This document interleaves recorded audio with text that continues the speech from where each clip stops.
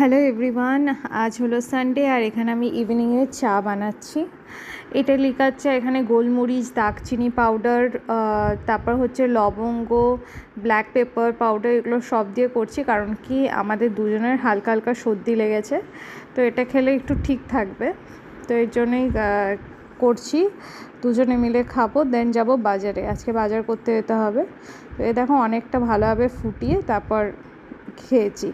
এখানে গুড় বা হানি কিছুই দিইনি, কিন্তু বলে নাকি সর্দি টর্দি লাগলে হানিটা ব্যবহার করা যায়, ওটা কাশির জন্য খুব ভালো হয়, বাট আমি দিইনি, আমি এভাবেই খেয়েছিলাম।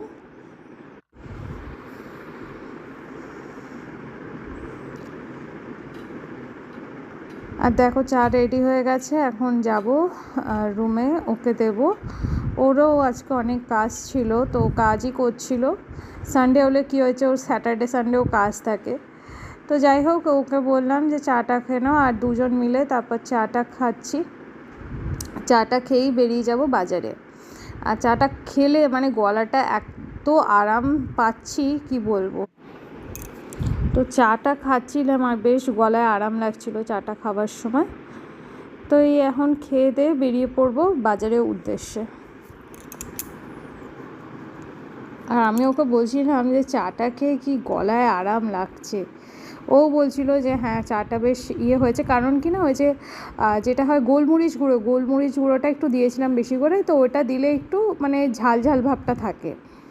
আর বাকি তো যেগুলো আমার মনে হয়েছে দেওয়া দরকার সেগুলো সব কিছু দিয়েই চাটা বানিয়েছিলাম। হয়ে গেছে চা খাওয়া, এখন রেডি হয়ে বেরিয়ে পড়বো বাজারের উদ্দেশ্যে। ওইখানে কাজটা কমপ্লিট করবে, তারপরেই যাবে বাজারে, তারপর একসাথে হবো। আমি রেডি হয়েই আছি, ও জাস্ট রেডি হবে, দেন বেরিয়ে পড়বো। তো তার আগে একটু শুয়ে আছি, কারণ কি মানে ও বলছে যে কাজটা কমপ্লিট করেই তারপর আমি যাব।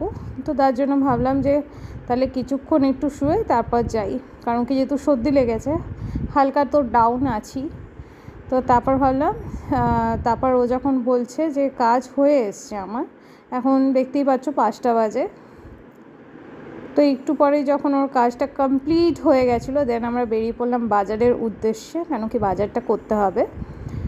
তো বেরিয়ে পড়েছি, এখন অনেক কিছু কেনার লিস্ট মানে মাথায় আছে, আর যেটা ভালো পাবো, যেটা খাওয়া ভালো বা যেটা আমার মনে হবে ভালো সেটাই নিয়ে নেব। আমরা বেরিয়ে পড়লাম।